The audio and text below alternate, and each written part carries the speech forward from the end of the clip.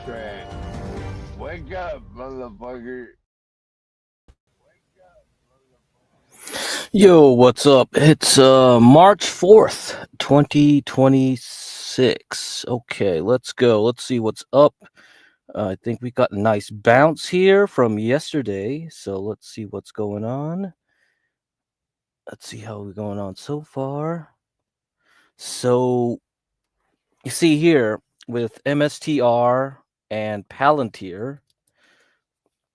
Palantir are more obvious than MSTR. MSTR following the Bitcoin, right? So far so good, I think, for longs in this area. Okay, let me put on some music here.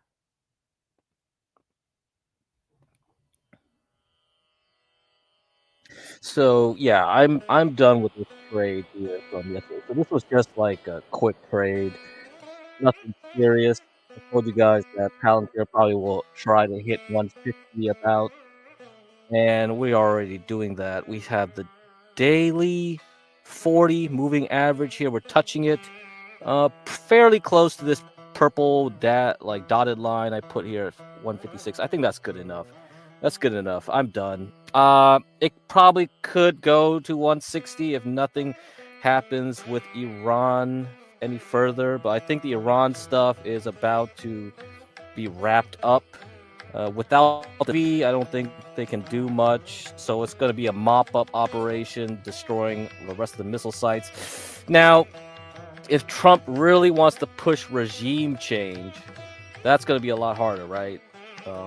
They knocked out most of the leaders, and they've elected the son of Khomeini as the next one up.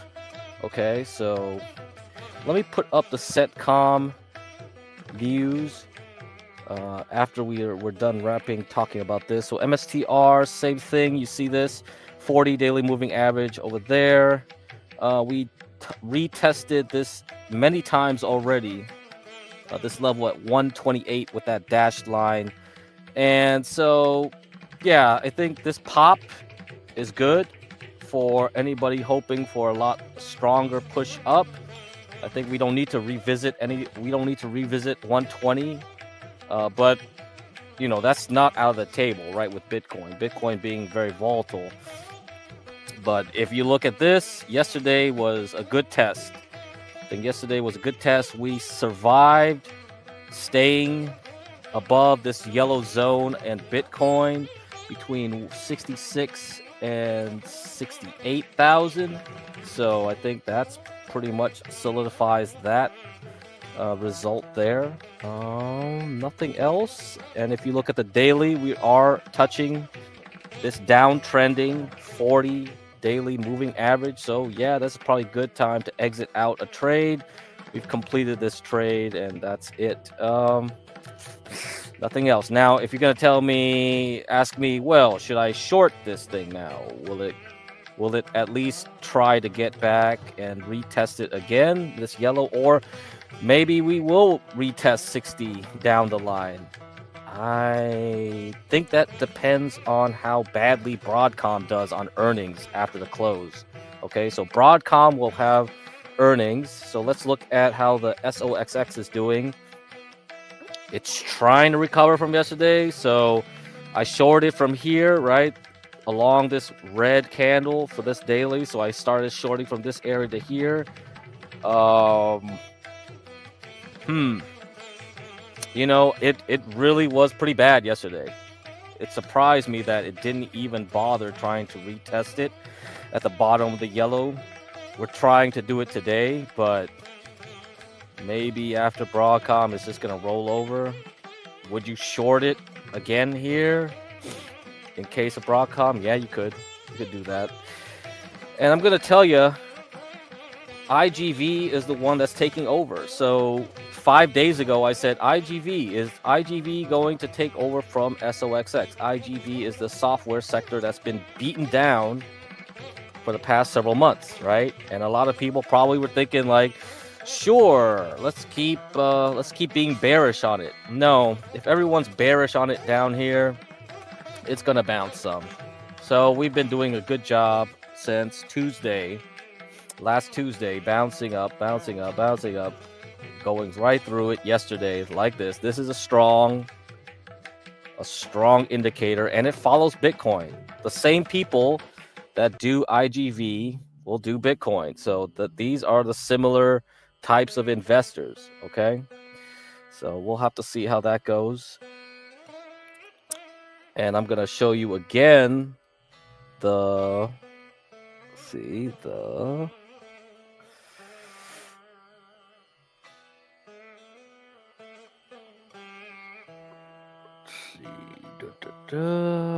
okay. No, not that. I'm not sharing that. Let's see. Share screen.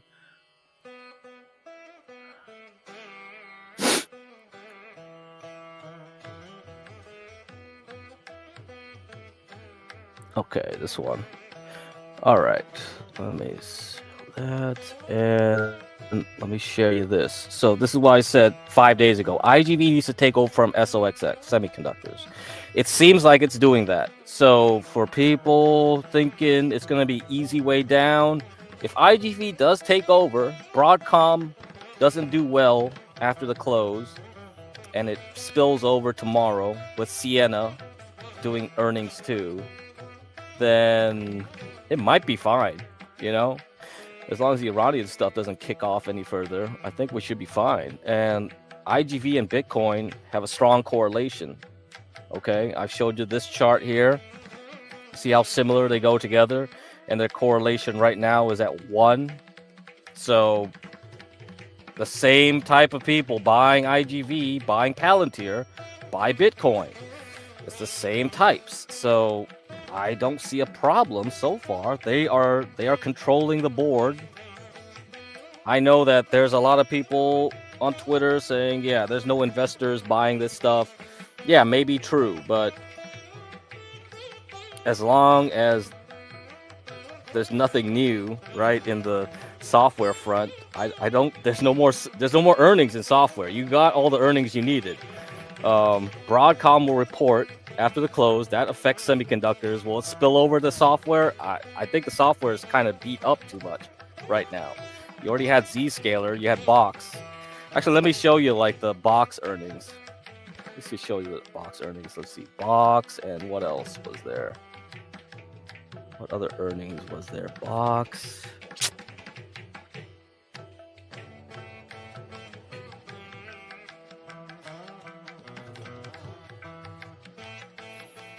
Okay, let's see.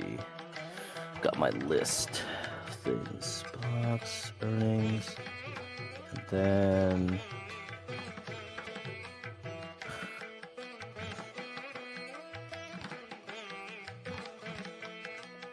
oh, MongoDB. Yeah, that was another bad one, huh? MongoDB. Okay, MongoDB. All right, let's show that one. I'll show you guys that one.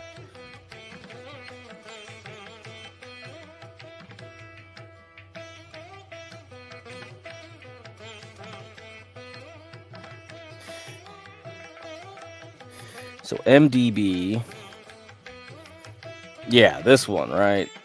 Like, it's down 22%. I mean, so we have Box. Box will report earnings. Yeah, okay, it already reported earnings, so it's fine. Okay, so, yeah, there's nothing left. We got Vive, I guess. That'll report earnings. Yeah, after the close today. Okay.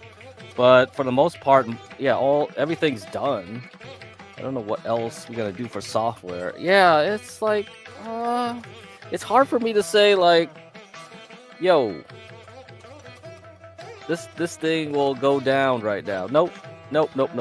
It's probably gonna go 160. I'm done though. I'm done with my trade here, and I'm done trading MSTR. I'm done. I'm out. I'm out of any longs. That's it. I'm done with this. Okay. Good luck to everyone else. I got my 20%. I'm happy. And I shorted semiconductors from here. I got my 20% there too. So I'm happy. I'm done. I don't think so. I use SOXS. Anybody wants to trade this into Broadcom earnings? Yeah. So if you actually timed it from the bottom to the top, it's 30, but I got my 20. Okay. Not perfect, but I got my 20. I don't need no more. So, you know, it's up to you guys how you want to feel about trading through the rest of the week. Okay, but I think the Iranian stuff is calmed down. We don't have any more. Brent oil is still at $80. I think it's gonna stick. So that's gonna stick. I don't think we're gonna go up to 100. Okay, the Iranian Navy is not alive. It's pretty much wiped out. So all they can do is keep shooting missiles at people, but they can't block the straits. So apart from that, it's taking into account the fact that Iranian oil is probably going to be taken out of the market. Okay, so we got 80, and that's what we're going to hold for the Brent. Okay, anything else? No, nothing else. Nothing else. Nothing else. Okay, now we're going to talk about... Let's see here. Discounted tickers. Let's see what to discuss. So the funny thing was, last time I talked about the South Korean market, right there, right, on Monday night, and the next day it crashed. So it crashed about like what, 10%. The other thing too, what followed it was gold and silver. So you look at silver miners, crashed pretty much about 10% too, right? So, and the thing was, I told you that South Korea and silver looked very similar. Qatar shut down gas liquid. That's only going to affect natural gas, so that doesn't really matter much. No. So everything we've done, it's already over. Everything's done. Whatever oil's done, people are just gonna like pump everything in tech again for a while. So I think the software names will keep on recovering a bit, but I'm out. I'm done trading that stuff. So I already told you guys about Palantir and all that, so I think I'm finished. But it can continue. Like Bitcoin, yeah, maybe it'll continue, right? This stuff. And I already told you the cycle charts. The cycle charts say that Bitcoin should be in a good cycle in through late April. So all the way through tax season. So if you think this thing can go to 80 plus, it's possible. It's quite possible given what we have here. This was not rejected. That was what I was worried about. I was worried if yesterday, this thing just went right through there. So if you look closely, you know, it opened, right? The market opened, and then Bitcoin was about to break the seal at the bottom of the yellow zone, but then popped right away. And then after that, it's just like, nah. Yep. We're good. It's saved. So all the stuff that happened over the weekend to protect it below the pink area was fine, because you can see like it was going right to the yellow, and then we were dangling below the yellow again very dangerously, and then on Monday we pumped right through it. A lot of volume came through, but you know, people were just selling off again, going back, retesting it, okay, fine, then I decide, yeah, okay, fine, I'll get into it, because like the Nasdaq was not giving up anything, right? If you look at the Nasdaq down here, you see that? Like we went right through the dotted line at 592. Yes, you see, I drew this dotted line a long time ago, and it went right to it, and then it bounced back towards the cyan line. So this is more important. The cyan line is more important than this dotted line or this dashed line. But once you get through back to there with this candle, and then you hold it, so that's it. You're done, dude. There's nothing much you can do for selling off anymore. You had your chance yesterday, bears. So anybody that had their chance, they had their chance down there, because it should have been so easy for it to crash further from here all the way to 583. It didn't happen. So then you just go long everything with the Palantir and MSTR. And you go, okay, quick trade. Let's have a quick trade. So now you just be asking yourself, should I plan for a short in case Broadcom tomorrow, after the close is bad, and then it spills over into Thursday, and then Friday, and then Thursday we'll have Marvell after the close into Friday. So if anything's going to happen, then it better happen there. There's a lot of volume now coming through, right? Are these sellers or are these buyers for MSTR? How about Palantir? How about Palantir? Yeah, I mean, are these buyers or are these sellers? Is this going to fade? Is this going to fade the rest of the day and just like crash through tomorrow because of Broadcom? I don't know. But if you want the NASDAQ to keep holding, IGV has to take over from semiconductors. Semiconductors after NVIDIA, looking at this, no. We wasted a lot of volume here, right? You see how much volume we've had. And then now you look at this stuff here. This is NVIDIA, crash. And then this is, I don't know what this was. I guess this was everybody running to the dollar. It's probably like, if you look at gold and silver and all the stuff happening yesterday morning, it was because of the dollar. People were cashing out tremendously. You look at the dollar. This is a dollar index right here. So this was like pre-market, overnight to pre-market. Everybody was running to the dollar. Everyone's cashing out to the dollar. And you have to understand, when people are afraid of everything and there's liquidity issues in the market, you have to get dollars, right? Okay? You are not going to get silver and gold. If you want to repay debt, I have loans to repay. I can't go to the bank and just toss coins of gold and silver at them. No, that doesn't work.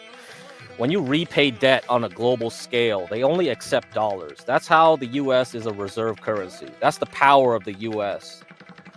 That's why they can print debt everywhere, because the demand for dollars is always there. They have to settle debts in dollars. And so whatever was causing this, because it was already happening on Monday, all right? So Sunday to Monday it was rising, okay, from the uncertainty with Iran. And then it kept rising. So that shocked enough of the market. I think everyone has to reprice everything now that they know that, yeah, oil is going to stay at 80 barrels on the Brent market. Everything's being repriced yesterday. So that's why you saw the South Korean bubble pop. You saw the silver and gold guys run out. It's like, that's done. And if you look at it, silver and gold, like I said, is going to trade sideways. We tried to get above this yellow area, and now we're back in it from yesterday. I think we're just going to stay magnetized to this zone. If we go above it, we go back down into the yellow. If we go below it, we go back into the yellow. So we're just going to go sideways for the rest of the year like this on gold, for sure. Silver might be a different story since it's an industrial metal, but it couldn't even like get back into the yellow here that I drew. It just tapped it, okay, on Monday, and then that's it. It just slid. Yeah, so the dollar is dominant. It's dominating how things are. The dollar will weaken again, okay? But until that happens, yeah, be afraid of anything else. So any international stocks, like we were talking about Mexico, right? Well, you see, the dollar strengthens, everybody runs out of Mexico too. Nothing's safe outside.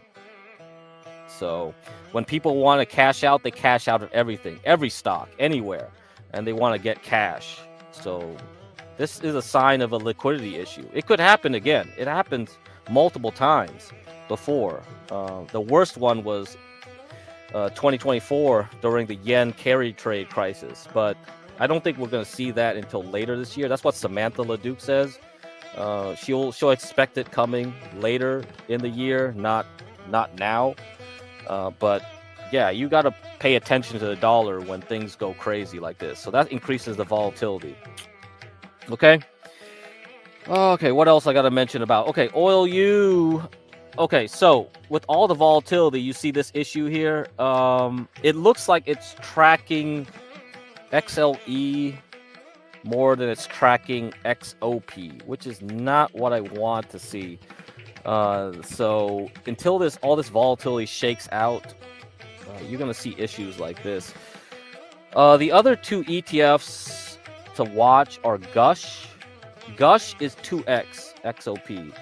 So if UwU doesn't like calm down and actually work the way it's supposed to work, I may tell you to get another stock called NRGU.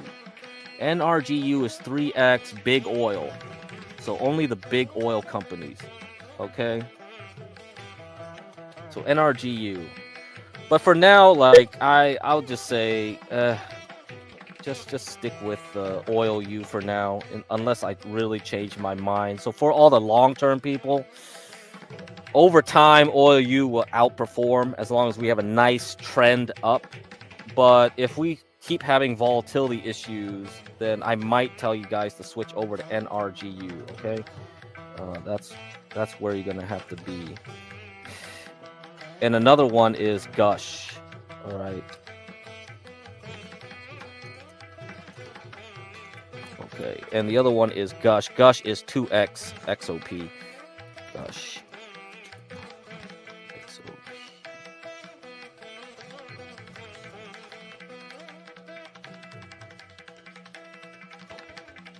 So Gush is 2x XOP. So that's less leverage, but it tracks it better, okay? Because it's less leveraged. And yeah, you can see like, okay, it's not going to be as aggressive as UwU, but I could track it better. But then again, NRGU could be a better replacement since it's like in between those two. So I might tell you to get NRGU. I don't know yet. I don't think it really matters right now as long as we get back on track and stop doing this pump pre-market, dump into market, pump pre-market, dump into market, because that's what's been happening. People have just been like trying to escape everything overnight, and it's causing issues during the day for all the ETFs right now in oil. So that's what you got to watch out for. That's why leverage is annoying. And it kind of gives you an idea of how options traders do. Options traders, this is why options trading is terrible, right? Because you want to get leverage, but then volatility increases. If volatility stayed small and it went up, you make money on your options. But then when volatility increases, unless you were betting on volatility increasing, you actually lose money in your options. That's exactly what you're seeing in UwU. So even though it's going up, the volatility is increasing, you actually are losing your bet because options is multi-dimensional. Options bets on price, bets on time, bets on your contract expiring date, it bets on volatility. It bets on multiple factors, so it's multi-dimensional. When you buy and sell stocks, you don't have to think about that, right? It's just the price. Is it going up or is it going down? So you can actually bet on something going sideways, but if the volatility is increasing and you didn't take that into account, you can actually lose a lot of money in your options and blow up your account. So that's why I stayed away from options, because it sounded like, whoa. I'm not a genius here. I can't be trading 10 dimensions at once. Okay, so but most people don't when they trade options, they don't do that. They construct their options trades in a way where they only have to worry about one or two variables. They don't have to worry about all the variables. Okay, if you know what you're doing. If you don't know what you're doing, though, yeah, you could get blindsided and go like, what the fuck? Yeah, that's it. If I'm 75% in oil, where should I throw this 25? Yeah, I really want to consider either healthcare or Mexico right now. That's the thing I'm considering. Now, if you do healthcare, I might just say do the more risky maneuver and get into Moderna. So out of all the pharmaceutical biotech stocks, Moderna seems to me the one that will outperform everyone, and they made an ETF for it for leverage recently. MRNX. So this is a new ETF. It tracks Moderna 2x. So if you bought some of this MRNX yesterday, you did well, okay? But it's risky, but I do like Moderna. So for a buy and forget trade, this could be one that I might promote. You know, it's either this one or it's going to be Mexico. I haven't decided yet. It could just be this one. Because you see how well it's testing this right now. So this has been the most recent high. It's like, bro, this thing, it already tested 36 again before earnings. After earnings, it recovered. This was because the FDA did not approve of its flu shot, okay? But it's recovered quite nicely. And then once the rest of the biotechs, because you look at the rest of the biotechs, look at it, it's flat. It's doing nothing. Moderna is the best performing one. Moderna is the one that has the chart that looks like a lot of people were buying it up at $23. It has the potential to recover and go back to 150. Maybe even go back to COVID highs if the interest rates are pushed down. What's up, Crack? Shout out to all the Iraqis for making my Palantir stocks explode. Oh, yeah. Good job. Yes. Watch out, Garian, for Palantir. I think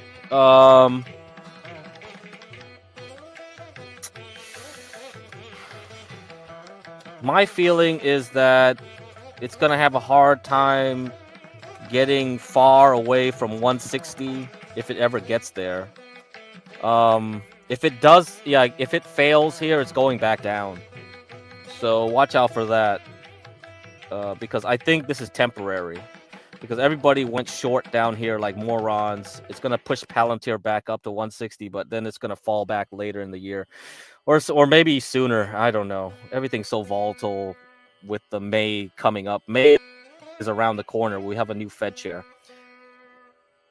So this thing with insurance, how much does it affect Moderna? I don't know. Insurance usually just only will affect like the health insurers mostly, and some of the big name pharmaceuticals. Moderna is already too small. You know, it doesn't have many drugs out there.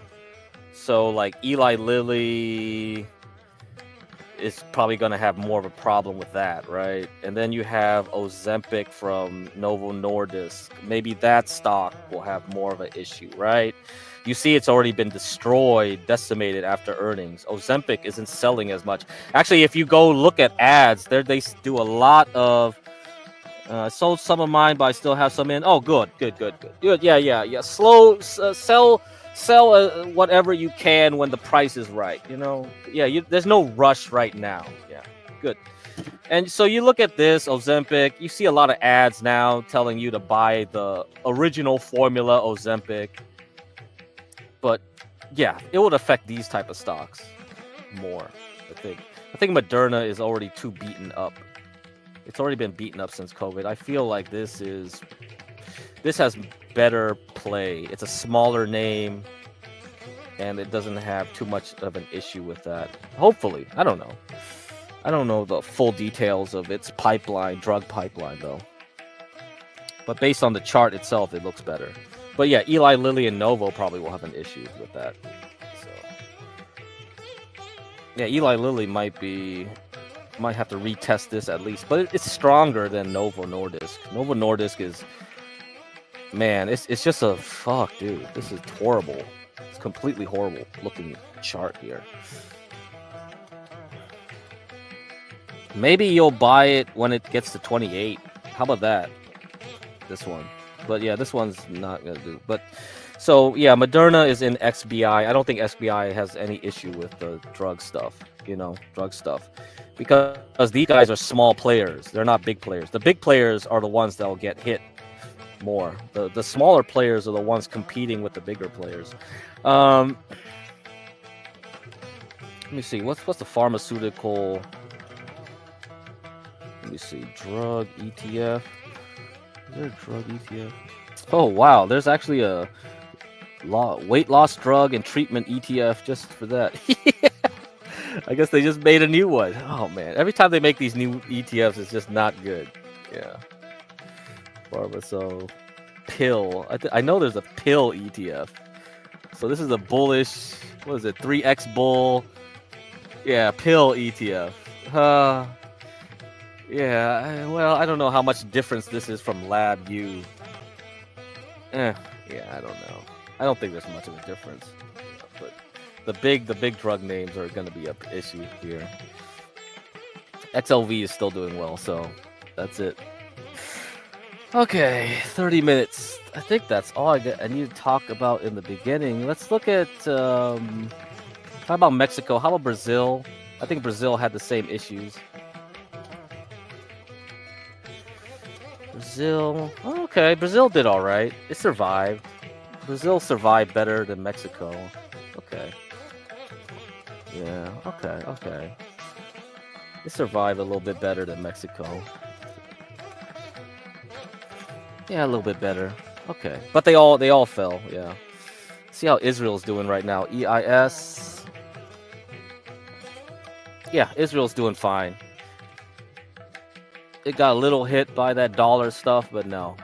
Yeah, all the dollar stuff mostly affected the countries that are more sensitive to the currency changes. So yeah, Brazil, Mexico, and South Korea. So since we talked about yesterday, I mean on Monday, when would I think about buying this?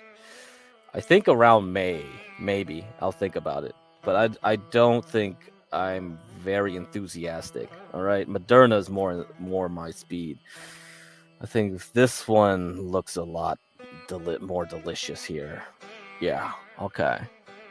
So any other earnings? GitLab had earnings. Still terrible. Okay, it's down. CrowdStrike. Okay, it had earnings. Okay, it did all right. It survived. It didn't need to drop to its low of 331. This is kind of like a range that I set way back here. Okay. So it's doing all right. So that's convincing.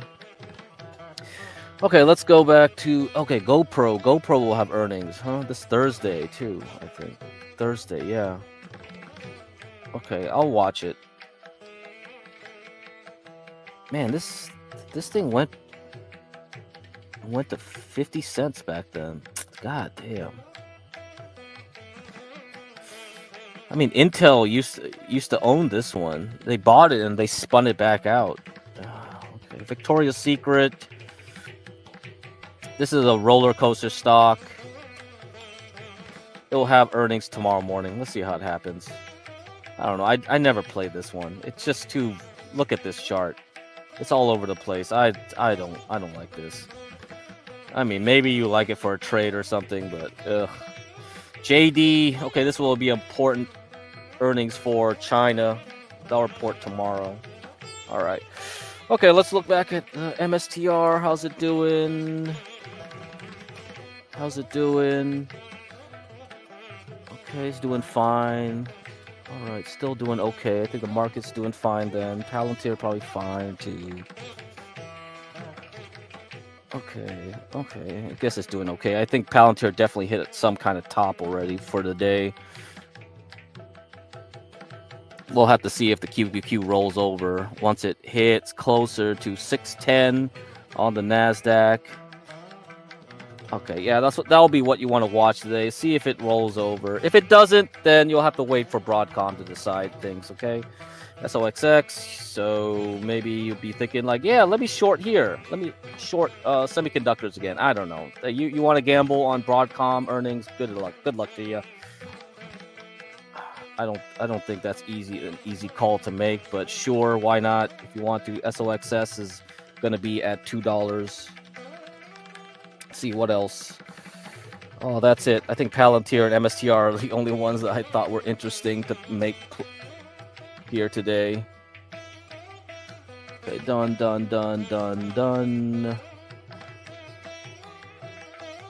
All right, I think we're good. Okay, what happened to Korea? No, it's because of the dollar. I think it's because of the dollar. So you got to go back to the beginning of the stream. So the dollar had a spike going into yesterday morning, and I think that everyone had to sell stuff because they had to cash out, meaning there's a liquidity issue. That means there's a liquidity. We saw this before. You saw silver, gold, everything drop at the same time. It's like, yeah, it's a liquidity problem. There's no reason. It's a bubble anyway, like I told you guys. Like, you see copper, right? You saw that. It crashed. So, yeah, it's all liquidity issue. So people had to get dollars. You can't pay off loans with gold and silver, okay? Or pieces of copper or barrels of oil. When people take out loans, they require to pay their debts in dollars. That keeps a floor in. This is why the US is strong. This is why the US doesn't care about money printing. It can print debt forever. Because like people always have to go back to dollars to settle debt, right? So like you open your wallet, you read the thing, right? There's a contract in your wallet, right? It says like, this note is legal tender for all debts, public and private. There you go. People don't pay off debt in gold and silver coins, okay? We got off the gold standard. We used to be able to pay in silver too. We don't do that no more. So that's why demand is always back to the dollar. And then when we had the petrodollar created, when we made a deals with the Saudis, we said like, okay, you sell your oil, but you have to tell everyone to pay it in dollars. So even when you trade oil, you have to use dollars to buy that oil. Doesn't matter which country buys that oil from Saudi Arabia. You got to pay in. And that's when you had OPEC and all that stuff. Yeah, everybody, even the Iranians, when they sell their oil, it has to be traded in dollars. So even the Iranians need dollars. That's how strong the U.S. military and the U.S. Made contracts and deals around the world. And that's what kept us going for so long as an empire, right? So there we go. That's how it is. Of course, things have changed. Like the Chinese have made their own side market where you can buy oil with yuan. The Russians also, like you can buy it with gold. So there is a splintering happening, but primarily you have to buy in dollars. So every time, and that's why they call it euro dollar, the euro dollar system. And I already told you about the milkshake theory, right? Do I have to repeat the milkshake theory?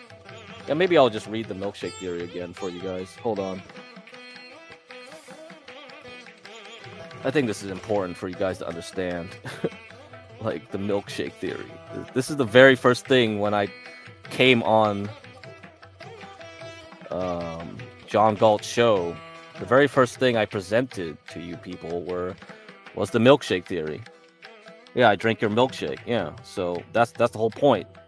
You need dollars. You don't need gold. You don't need silver. You don't need oil. You need dollars, because at the end of the day, I get a loan. It's denominated in dollars. So this was in 2020. Brent Johnson had been saying this for years. Even before 2020. So he said updating the dollar milkshake theory and $5,000 gold. This was in 2020.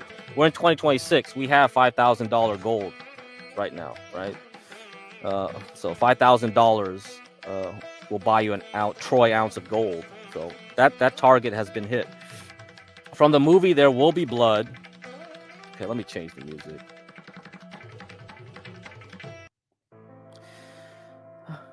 From the movie There Will Be Blood. You know what? It doesn't matter if I own your land or not. Even if you have a milkshake, I have a long straw, and I put my straw in your milkshake and I will drink it. When I saw that scene, I thought it was a very good analogy for what was going on over the last couple years, which I think will pick up speed in the next couple years. Post Great Financial Crisis, GFC 2008-2009, the world, central banks and monetary authorities got together and they printed all these different currencies. They created a currency milkshake of pounds, yen, euros, reals, etc.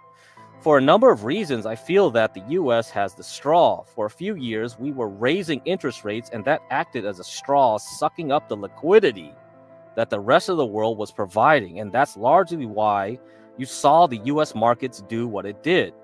But it wasn't just based on interest rates. Interest rates is the primary, but not the only driver.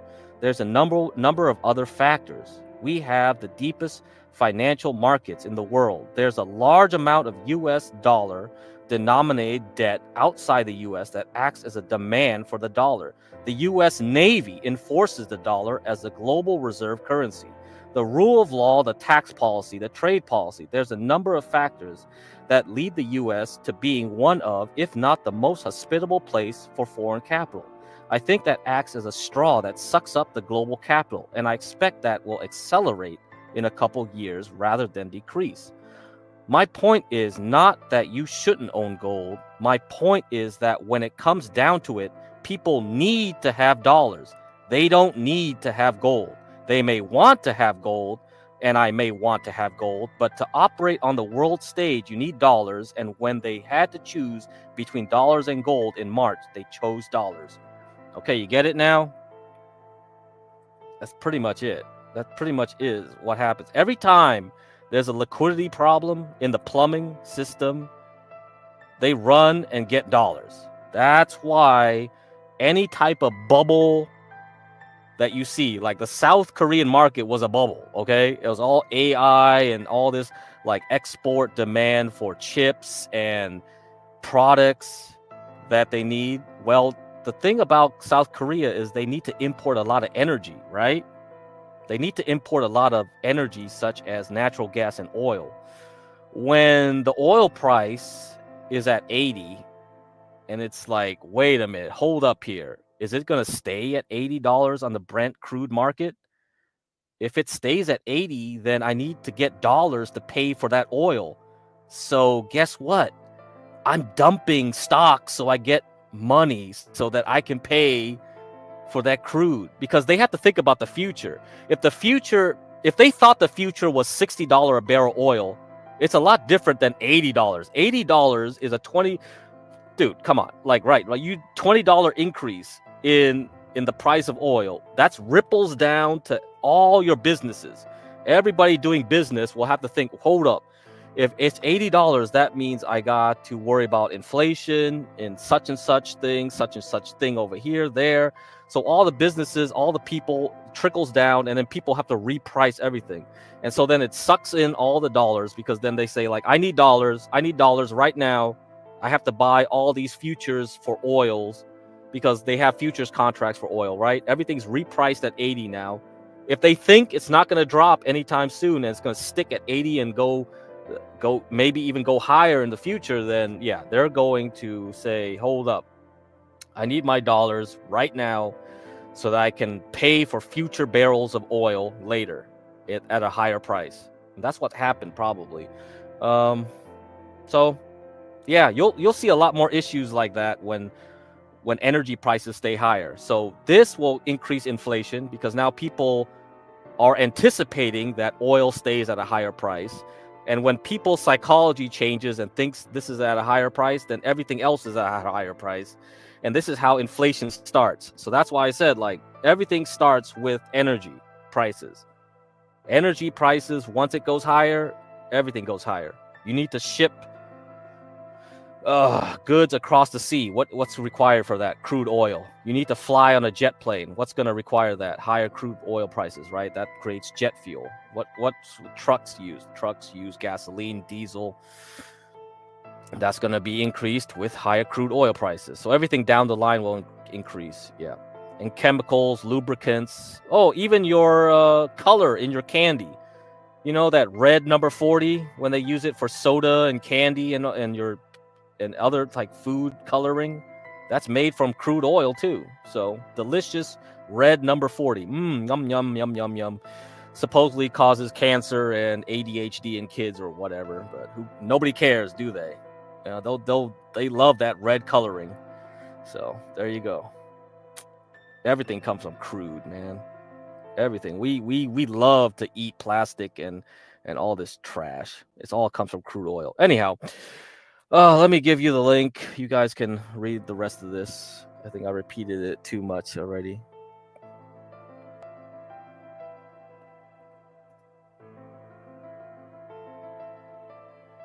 Okay. All right. So take a screenshot of that. That's the link. All right. Files.catbox.mo. That's a PDF I made. It was a transcript, so I just wrote it down. Okay. All right. Anything else? Let's see. Got about 25 minutes. Okay. Let me look at this. Let me refresh it.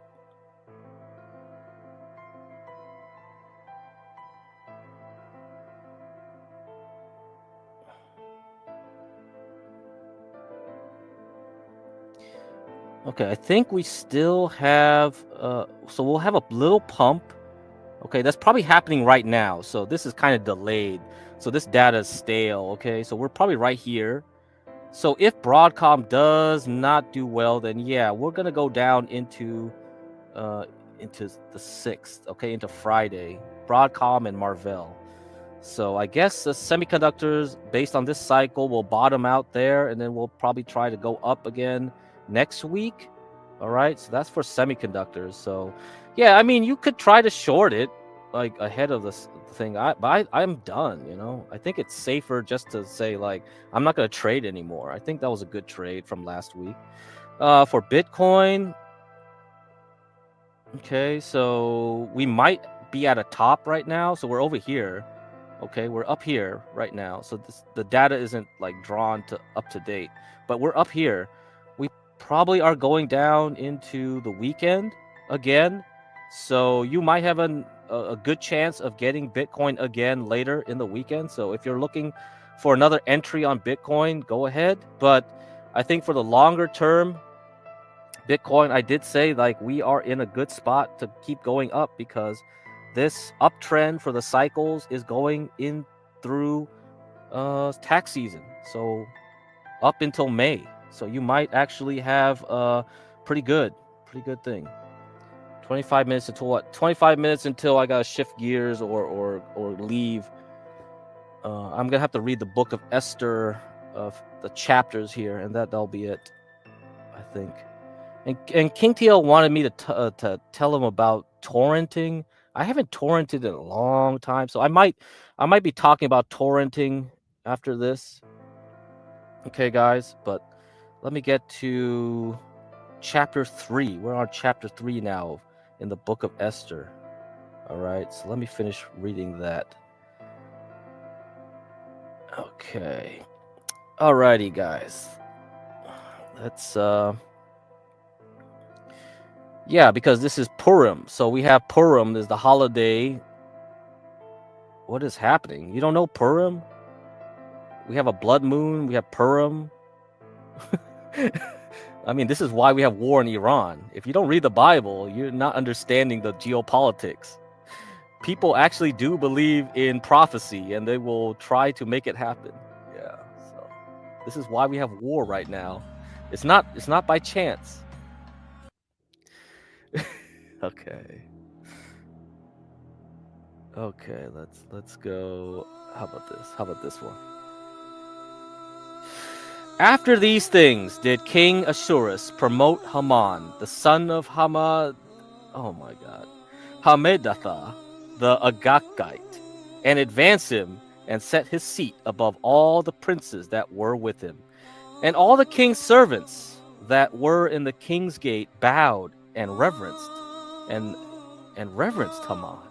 Oh, interesting. Okay. For the king had so commanded concerning him. But Mordecai bowed not, nor did him reverence. Who? Well, you know, that's on you, man. Then the king's servants, which were in the king's gate, said unto Mordecai, Why transgressest thou the king's commandment? Now it came to pass, when they spake daily unto him, and he hearkened not unto them, that they told Haman to see whether Mordecai's matters would stand, for he had told them that he was a Jew. And when Haman saw that Mordecai bowed not, nor did him reverence, then was Haman full of wrath. And he thought scorn to lay hands on Mordecai alone, for they had shewed him the people of Mordecai.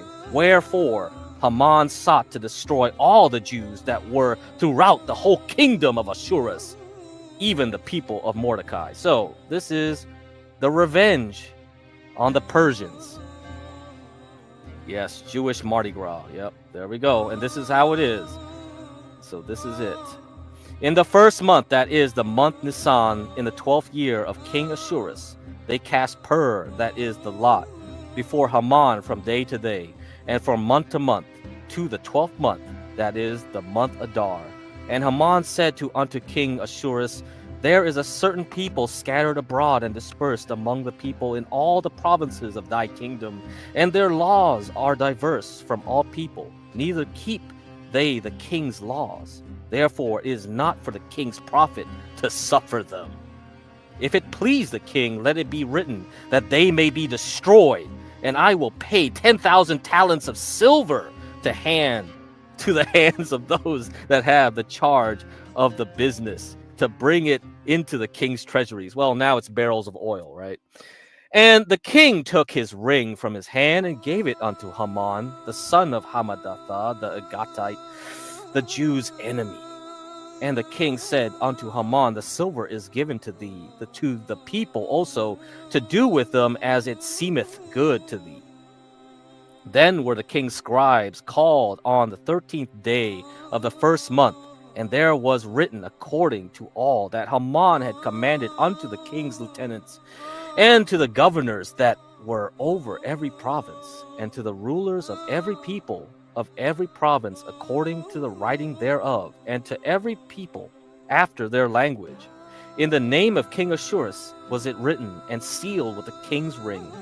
And the letters were sent by posts into all the king's provinces to destroy, to kill, and to cause to perish all Jews, both young and old, little children and women, in one day, even upon the 13th day of the 12th month, which is the month of Adar, and to take the spoil of them for a prey. The copy of the writing for a commandment to be given in every province was published unto all people, that they should be ready against that day.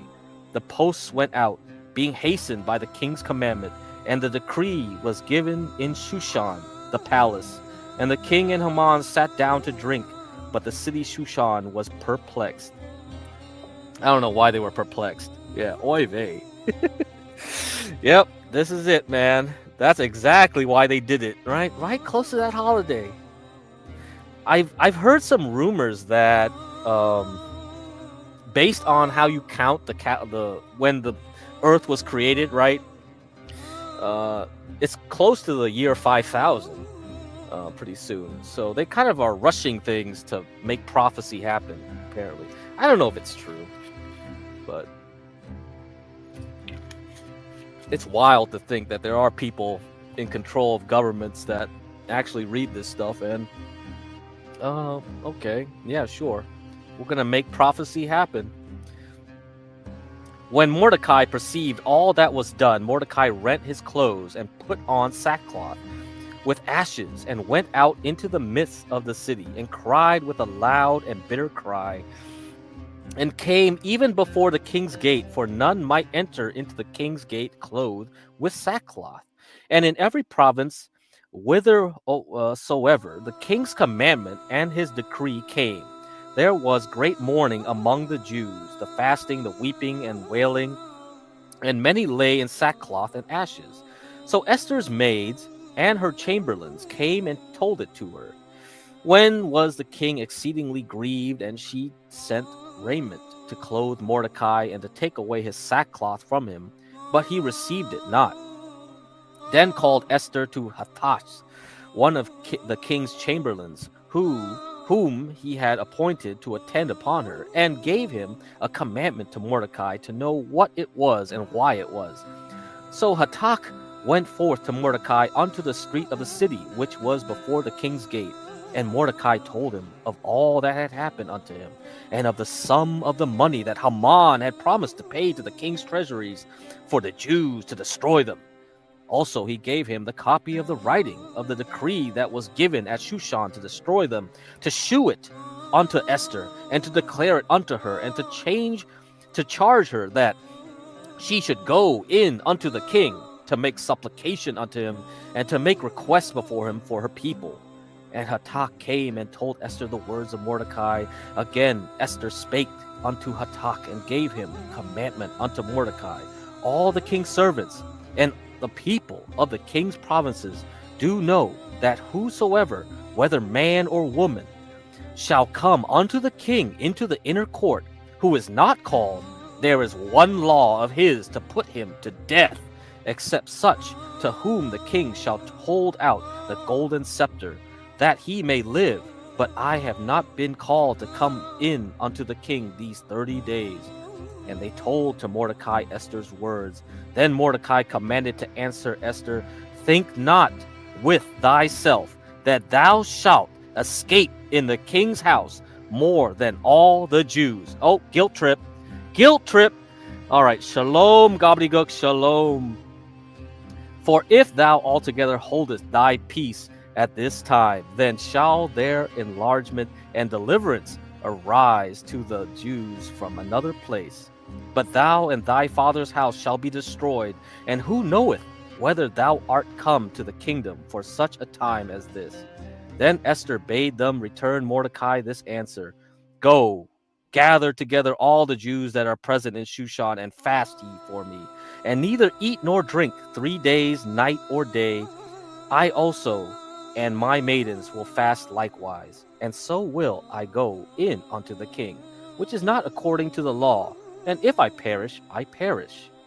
So Mordecai went his way and did according to all that Esther had commanded him. All right. Now we get to the interesting parts here. 5. How many chapters was I supposed to read? Yeah, this is it. And then we'll have a cliffhanger, I think, after this one. Now it came to pass on the 3rd day that Esther put on her royal apparel and stood in the inner court of the king's house, over against the king's house, and the king sat upon his royal throne in the royal house, over against the gate of the house. And it was so, when the king saw Esther the queen standing in the court, that she obtained favor in his sight. And the king held out to Esther the golden scepter that was in his hand. So Esther drew near and touched the top of the scepter. Then said the king unto her, What wilt thou, Queen Esther, and why is thy request? And what is thy request? It shall be even given thee to the half of the kingdom.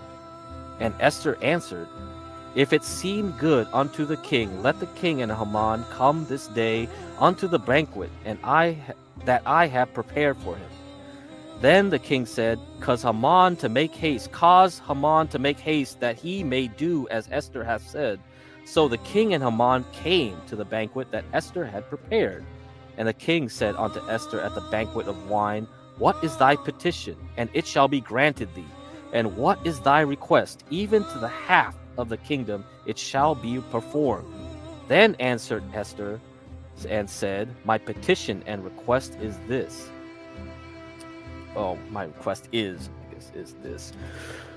If I have found favor in the sight of the king, and if it please the king to grant my petition and to perform my request, let the king and Haman come to the banquet that I shall prepare for them, and I will do tomorrow as the king hath said.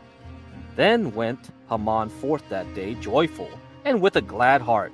But when Haman saw Mordecai in the king's gate, that he stood not up nor moved for him, he was full of indignation against Mordecai. Nevertheless, Haman refrained himself, and when he came home, he sent and called for his friends, and Zeresh his wife. And Haman told them of the glory of his riches, and the multitude of his children, and all the things wherein the king had promoted him, and how he had advanced him above the princes and servants of the king. Haman said moreover, Yea, Esther the queen did not let no man come in with the king unto the banquet that she had prepared, but myself. And tomorrow am I invited unto her also with the king. Yet all this availeth me nothing, so long as I see Mordecai the Jew sitting at the king's gate. Then said Zeresh his wife, and all his friends unto him, Let a gallows be made of 50 cubits high, and tomorrow speak thou unto the king that Mordecai may be hanged thereon. Then go thou in merrily with the king unto the banquet. And the thing pleased Haman, and he caused the gallows to be made. All right, to be continued. Of course, to be continued. So, let's play this video here. So this is the recent update from CENTCOM, Central Command of the United States fleets and armies in the Middle East. Good afternoon. I'm Admiral Brad Cooper, the commander of United States Central Command. In this capacity, I lead U.S. military forces in the Middle East. I'm here to provide you an update on Operation Epic Fury, now in our 4th day of execution. First, I'd like to express my deepest condolences to the families and teammates of the extraordinary Americans who've been killed in action. And I'd also like to extend our prayers for a speedy recovery to the wounded. Yesterday, you heard from Secretary Hegseth and the Chairman of the Joint Chiefs. Today, I'd like to give you an operational update on where we are and provide you with some key facts. By order of the President of the United States and the Secretary of War, our military in the Middle East is undertaking an unprecedented operation to eliminate Iran's ability to threaten Americans as they've been doing for nearly half a century. Having spent more than 36 years in the military, I could not be prouder of America's sons and daughters in uniform who are answering the call. More than 50,000 troops, 200 fighters, 2 aircraft carriers, and bombers from the United States are participating in this operation, and more capability is on the way. These forces bring a massive amount of firepower, representing the largest buildup by the U.S. in the Middle East in a generation. In the opening hours of Operation Epic Fury, U.S. Central Command forces, together with Israel, delivered overwhelming and unprecedented strikes into Iran. Many of you may remember the shock and awe strikes of 2003. The first 24 hours of this operation were nearly double the scale, and we continue with 24/7 strikes into Iran from seabed to space and cyberspace. Now, we're less than 100 hours into this operation, and we've already struck nearly 2,000 targets with more than 2,000 munitions. We have severely degraded Iran's air defenses and destroyed hundreds of Iran's ballistic missiles, launchers, and drones. And in simple terms, we're focused on shooting all the things that can shoot at us. Our B-2 bombers and B-1 bombers have executed uncontested surgical strikes against multiple missile facilities deep inside Iran. And then just last night, a B-52 bomber force struck ballistic missile and command and control posts. We are also sinking the Iranian Navy, the entire Navy. Thus far, we've destroyed 17 Iranian ships, including the most operational Iranian submarine that now has a hole in its side. For decades, the Iranian regime has harassed international shipping. Today, there's not a single Iranian ship underway in the Arabian Gulf, Strait of Hormuz, or Gulf of Oman, and we will not stop. We will continue to conduct dynamic targeting operations. We're hunting Iran's last remaining mobile ballistic missile launchers to eliminate what I would characterize as their lingering launch capability. Now, in retaliation, the Iranian regime has launched over 500 ballistic missiles and over 2,000 drones. To be clear, Iran is indiscriminately targeting civilians as they launch these missiles and drones. You've seen it on TV. The evidence is crystal clear and overwhelming. Having said this, we are seeing Iran's ability to hit us and our partners is declining, while our combat power, on the other hand, is building. And my overall operational assessment is that we are ahead of our game plan. Along the way, every single branch of our military is achieving unprecedented success. I'll talk about just a few of them. Our naval forces have deployed multiple waves of cruise missiles, obliterating Iranian command and control and air defense capabilities. From 2 aircraft carrier strike groups, we're squeezing Iran from the sea and have them backed into their own ports. U.S. air forces are doing what they do best, executing a high volume of airstrikes right into Iran. Operationally, the 2 most powerful air forces in the world, the U.S. and Israel, are dominating the skies of the world's largest state sponsor of terror. Our U.S. Army soldiers are defending ourselves and our partners, and in a historic first, the U.S. Army fired long-range precision strike missiles called PRISMs in combat, providing an unrivaled deep strike capability. Also for the first time, U.S. Central Command's drone task force, called Task Force Scorpion Strike, launched countless one-way attack drones, achieving massive effects. I'd like to point out these drones were originally an Iranian design. We took them back to America, made them better, and fired them right back at Iran. I just could not be prouder of our men and women in uniform, leveraging innovation to create dilemmas for the enemy. There is no adversary too determined, no mission too difficult for the great soldiers, sailors, airmen, Marines, Guardians, and Coast Guardsmen that make up the most powerful military the world has ever seen. Our military objectives are crystal clear, and our people are executing an immensely complex and historic mission with relentless lethality, conviction, and professionalism. And we've just begun. But I have the utmost confidence that we, alongside our partners, will absolutely achieve our military objectives. To all our warriors, Godspeed. Thanks so much. Okay, guys, so what do you guys think? Are we done? Is the war pretty much over? Are we mopping things up? We shall see what the new Supreme Leader says about this. Let's see how long this will take. I think all we're doing right now is to see how many more missiles they can launch. And we're trying to like knock out as many factories as they have so they can't make any more missiles and drones. But yeah, maybe that'll take a while, huh? And of course, there's Persian New Year later this month. Okay, Nowruz. So it might be symbolic that something might happen then. So take that into account as well. This video is interesting. It's from a channel that covers a shortwave radio, ham radio.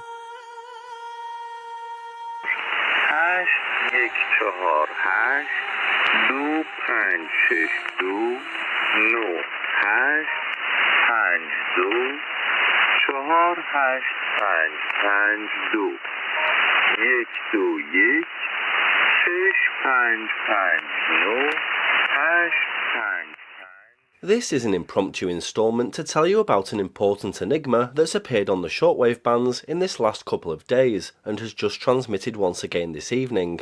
I have to thank Lorenzo, IZ0KBA, for the tip on this amazing new development. He's contributed some of the factual information regarding what we know about this signal, which is also in his fantastic blog, which I'll link below. The signal in question is a numbers station. For those who don't know, they're mainly groups of numbers, sometimes letters, encrypted by means of a one-time pad, making them impossible to decode by anyone except the sender and recipient.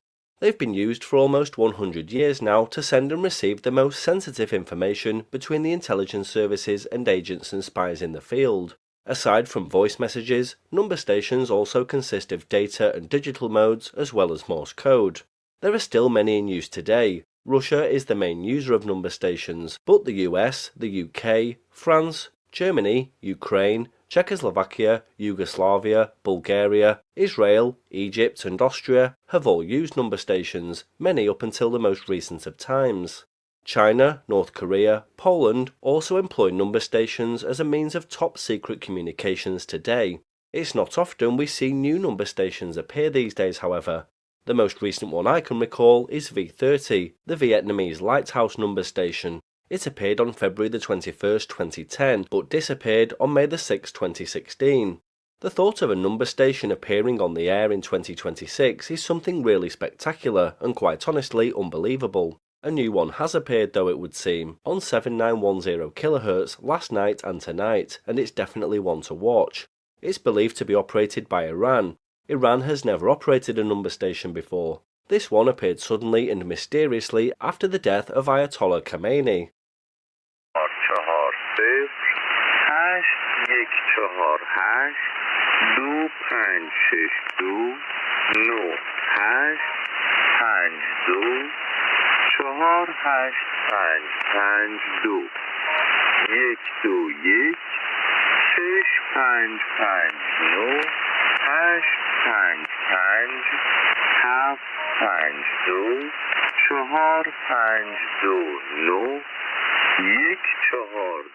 We know very little about number stations as it is. I made a documentary on them which I'll link below, but if this new one is Iranian in origin, it clearly has something to do with the removal of Iran's leadership. Of course, we can only speculate. This brought to my mind Operation London Bridge. Operation London Bridge was the funeral plan for Queen Elizabeth II.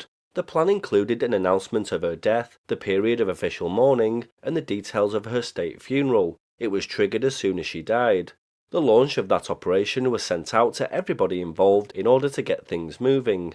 The means of sending this information was obviously kept away from the public. Could it be that this Iranian number station is a signal to trigger whatever happens when the Ayatollah dies, but using the medium of shortwave, which of course we can hear? Article 111 of Iran's constitution was written in anticipation of the loss of the supreme leader, the single figure around whom the political and religious architecture of Iran ultimately rests. The provision is explicit in its intent to prevent paralysis. Whenever the leader becomes incapable of fulfilling his constitutional duties, it states, a council consisting of the president, the head of the judiciary, and one of the jurisprudence of the guardian council shall temporarily assume all the duties of the leader. It appears, however, that Khomeini died alongside the very officials designed to organise his replacement. The Islamic Republic was engineered to survive assassination. Its founders had built successions into its foundations. What they didn't anticipate was an adversary seeking to disrupt succession itself, and that's what's happening right now. The hope, of course, is that such disruption will create conditions for internal collapse, that the removal not only of the leader, but of those positioned to replace him might produce not continuity, but rupture, an uprising. But this isn't a political channel. We're interested in radio. Whether what this number station is doing or instructing is still relevant given the state of Iran's leadership is unclear, but it's been transmitted numerous times now over the past 2 evenings. The message structure consists of a male voice, possibly synthetic or pre-recorded, reading numeric groups delivered with consistent pacing. The signal is in USB mode, the numbers read are in the Farsi language.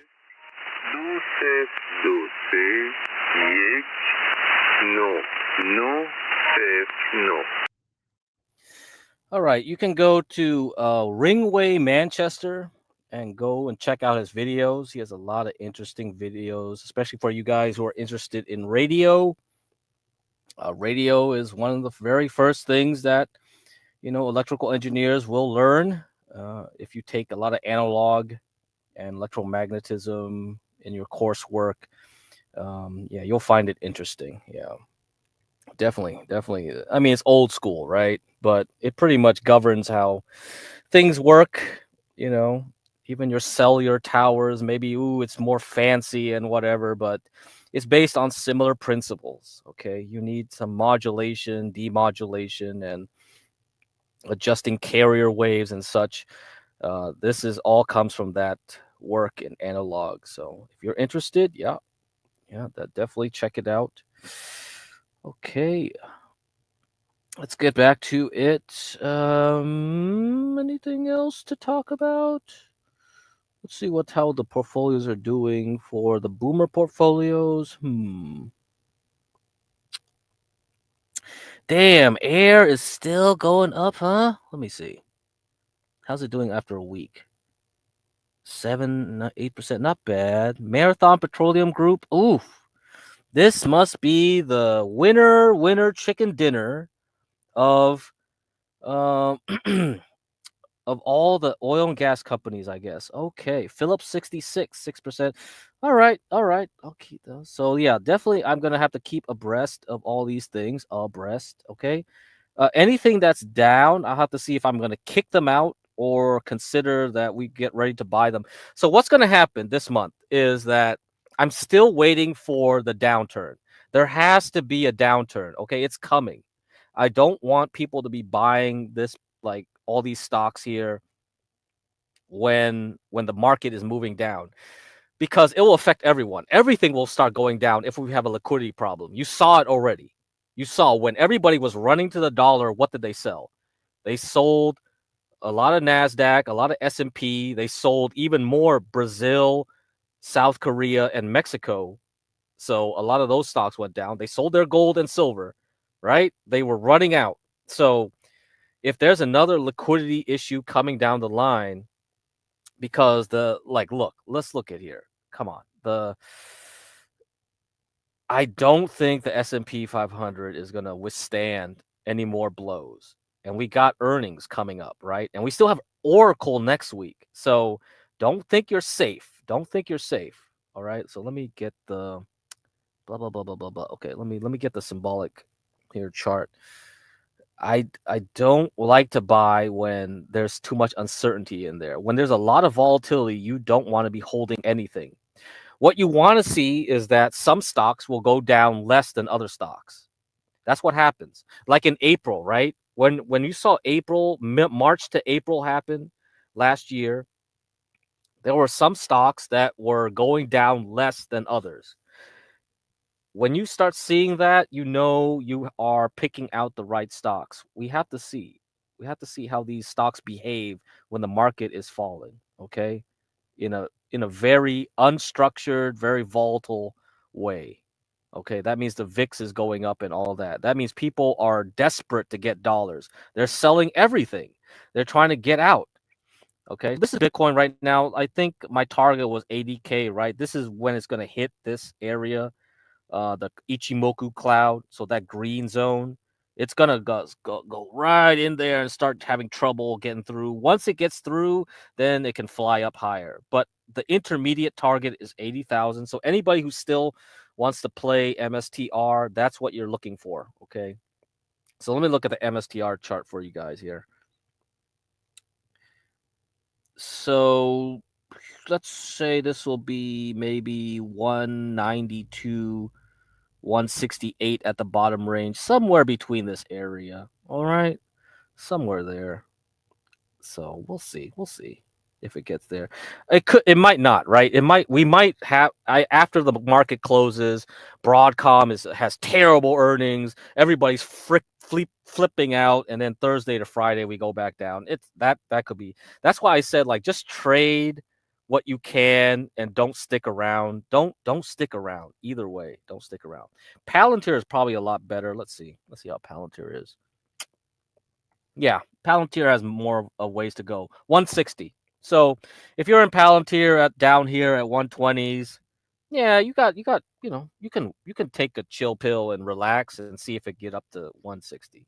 I think it's over. A lot of this stuff is oversold anyway, like Zscaler and all the other ones. Like yeah, but if we look at like S&P, Nasdaq, SOXX, they don't look good. They don't look good at all. Like yesterday could have been disastrous. You see here? It could have been disastrous. We could have just went down here and stayed down here for the rest of the day and just went down. That could have happened. Next target would be like 662 at the bottom. Otherwise, maybe we'll try for 700. Okay, on the SPY. I don't know. We keep trying though. But you see here, we might just fall back down to the cloud at the bottom at 674. If we stay below 680, all right, that's when I would be getting more and more nervous, because when you look at like the longer term charts, the weekly charts of the SPY and the QQQ Nasdaq, you're just like, ooh. And even the Dow Jones is starting to look weak. The Dow Jones itself is starting to look weak. You can see this. Yeah, like we're barely into this cloud here. This thing could go down to this target of 545 on the QQQ. Okay. So we might have a temporary break for next week into next week, but that might not last. So I have a dirty feeling like this is just temporary. But of course, I did say that Bitcoin has a chance to go up to 80 plus K. So if Bitcoin is happy, then we should still go sideways for a lot longer on the QQQ NASDAQ. And that's what I'm worried about. Too many people are thinking like it has to go one way or another. I bet you the worst thing that could happen to both sides is that the NASDAQ and S&P 500 keep going sideways for another month. You know, that would wipe out everyone, because everyone thinks there's going to be a big move down or up. And both of them are wrong. It's just going to go sideways because the semiconductors are going to go down, but then the software and communications are going to go up and take the blunt of the damage away. So if the semiconductors after today, let's say tomorrow it starts going into this cloud finally and penetrate, then it's going to go down to what, 300? At the same time, the IGV, okay, the software side, is going to go up, and we're going to go up to 100, right? So maybe around 97, 95 to 100. That's where we're going to be. So they cancel each other out, and we keep going sideways. And then oil and gas and all those other companies, they just stay happy and they recover and go up again. Yeah, and nothing happens this month. That's quite possible. I could see it. I could definitely see it because that will wipe out a lot of options. A lot of options this month it's a quarterly options, right? This is the end of the first quarter in March. So the third Friday will have the end of the options. So the 20th. So March 20th we'll have I think let's see what the Iranian like New Year's is. Let's see. Nowruz 2026. Oh, it's March 20th. Very convenient. Well, then, how about that? How about we go sideways all the way up until March 20th? Then something big happens. Like, then something big happens on the weekend, right?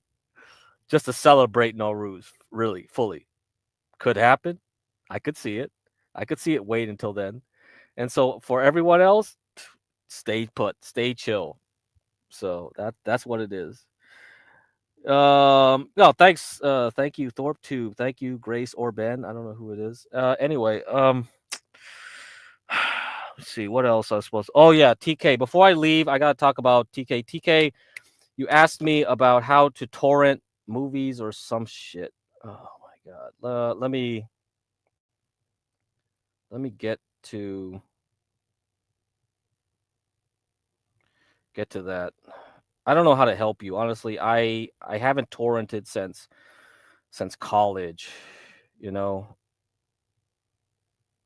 So I'll have to open a private window. Let me see and go to some torrent website. Okay, let me take this off. Let me take this off.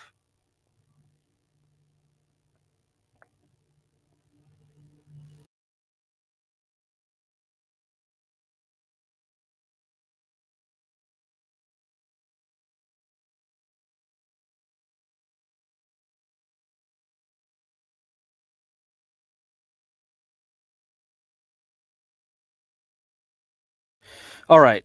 So let me do some naughty things here in my private browsing. So first thing you could do is go to Yandex. So you can use Russian search engine. And usually when you use the Russian search engine, you can quickly find like stuff that you can stream like movies and whatever. So let's see what you were asking for. You were asking to stream the Serbian film. Okay.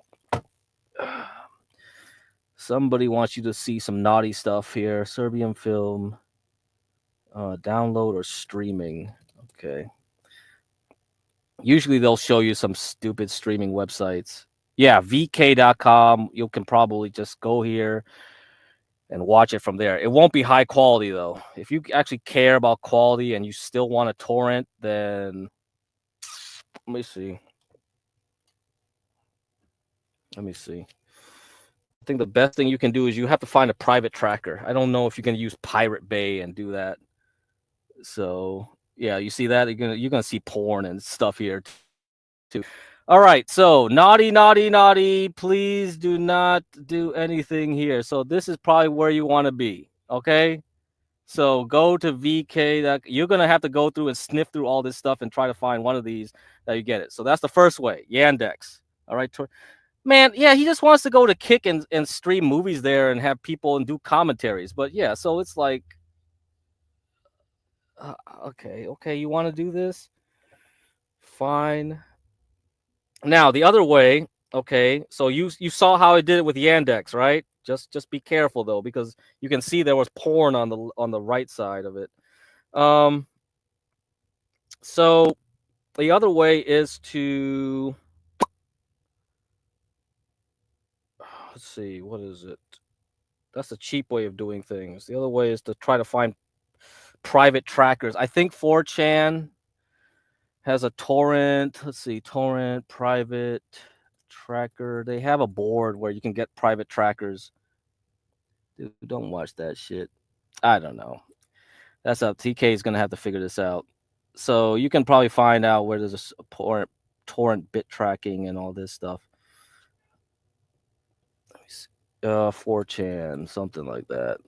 4chan, yeah.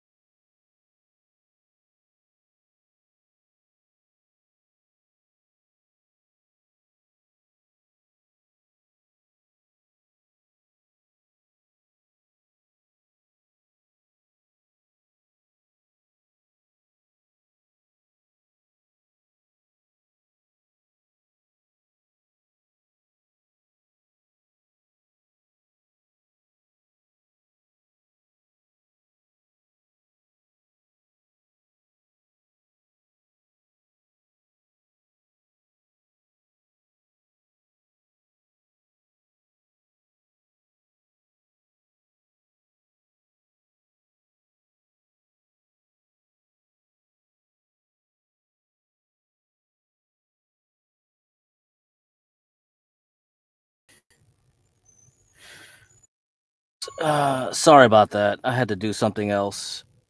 Anyhow, let's see. You could stream movies only on the early days of Kick.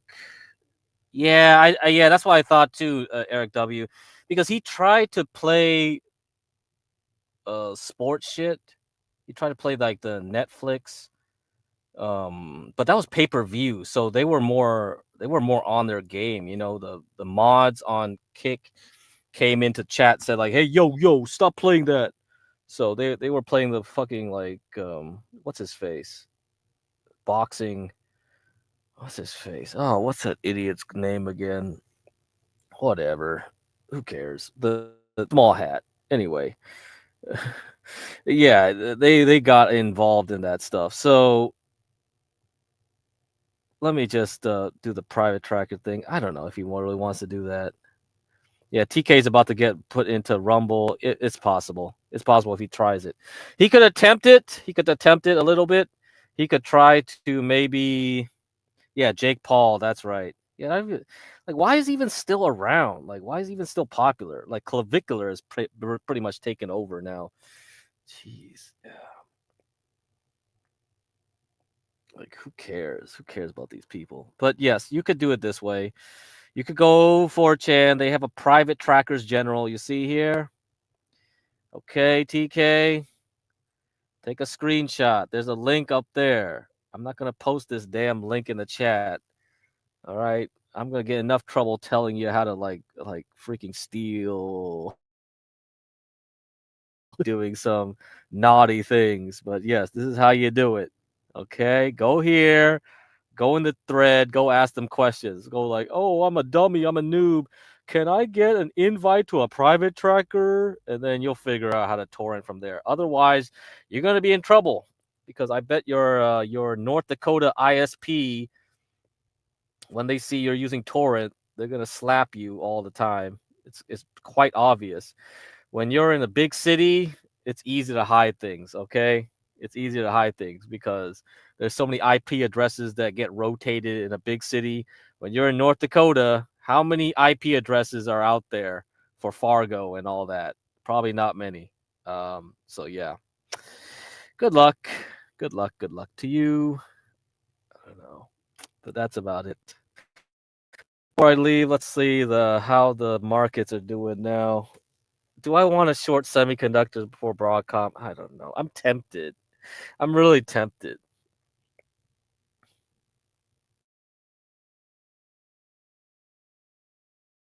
Greedy there. I already got my 20%. Why should I risk myself doing that? So, let's see.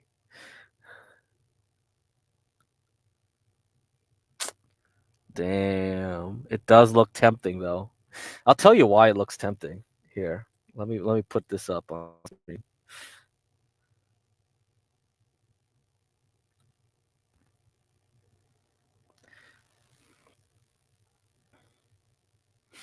Okay.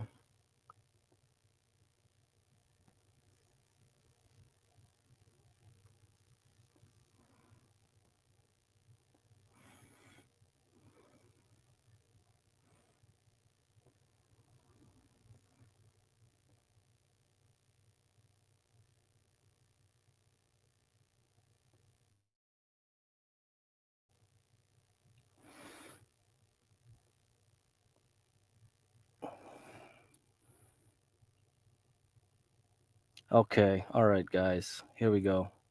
So,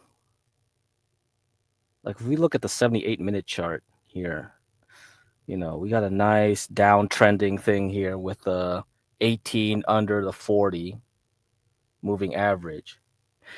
And then we're moving up towards this yellow area. I think it's not going to cut through it.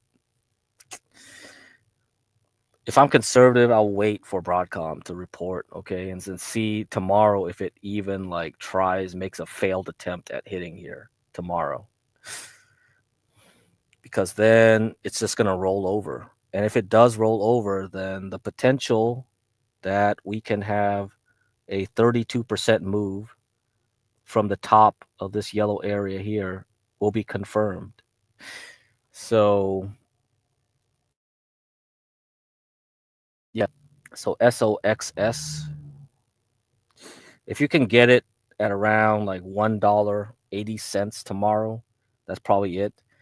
I don't know if you want to risk and get it now at this 190 just to gamble on earnings, but yeah, that's it. We have a reverse split too, apparently. Okay, so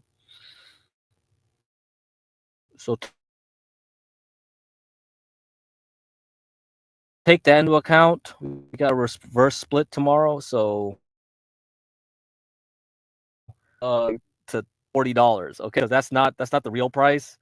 That's just because we're splitting the shares here. So we are taking the $2 here and turning it into $40 tomorrow. That this doesn't mean that it shot up to $40 from $2. Okay, don't make that rookie mistake here. How many times have I seen people just go crazy when they see splits happen and then they think like, oh shoot, there's something like earnings that has done well is this space satellite company ASTS. I don't know. I don't know if I want to recommend this, but I talked about this already. I think last stream or 2 streams ago, how it did this nice move here and then it bounced up above it.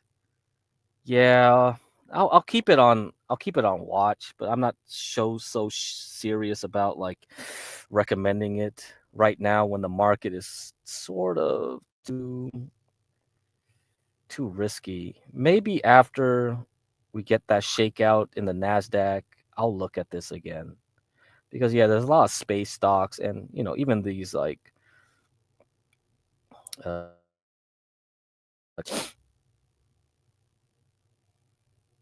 these quantum computing stocks. I know Martin Shkreli hates them with a passion. He really wants these things to be shorted to death.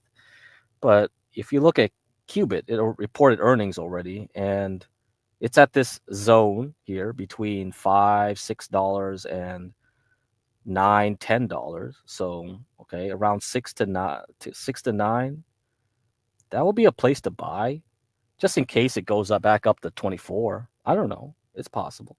So QUBT, that's a stock that you might want to use as a trading vehicle. So keep that in mind too. Otherwise, yeah, watch out. That's it. Okay, guys, I'll see you around. I don't think there's anything too much else to talk about. All the action was in the morning. I did everything I need to do in the morning. I'm done. Okay. I see this box, tickle it. Tickle the bottom of this box. The SPY, let's see. No, still not back at 690. So, Broadcom it is. We're gonna have to wait for Broadcom, guys. That's at. Let's see, Palantir. Palantir, go move anything further. PLTR. No, it's pretty much whatever it had in the morning was done. MSTR maybe a little bit higher. Yeah, slightly higher than whatever it was in the morning. I got when it was touching 9 to 10%. I'm done with this one. So I think it remains to be seen if this thing can last through Broadcom, Bitcoin as well, right? We'll have to see how that goes. Downtrending 40-day. So that's it. There you go. We're going to have to see if this going to go through to 80. But 80 is my target for Bitcoin eventually. If it doesn't pull back. If it does pull back, you buy it. So if you see Bitcoin, MSTR pull back again, as long as Bitcoin can hold this yellow area of 67, I mean, the best scenario is it holds 70. Okay, it has to do that. I think if it goes back into this pink zone, there's more skepticism. There's going to be more skepticism, but it could survive it.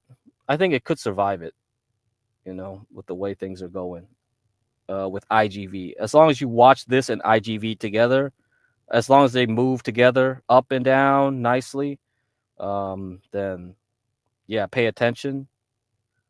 They correlate well, then that should be fine. You should be fine. But Again, also watch the dollar. So DXY. Watch the DXY. If this thing just starts shooting up again, okay, then we have a problem everywhere. So make sure this thing is weak. So that's what you should watch for. So DXY, the dollar index. Okay, guys, I'll see you around later. Tomorrow, I guess. I don't know if I'll show up after the close unless there's something big that happens overnight tonight. Otherwise, just go watch Dead Man show. So you can watch Mr. Dead Man. I think he's going to cover the Boyd stuff. I don't know who else is going to cover anything tonight. So go to Mr. Deadman's MR Deadman DT. Okay, Mr. Deadman on YouTube. All right, I'll see ya.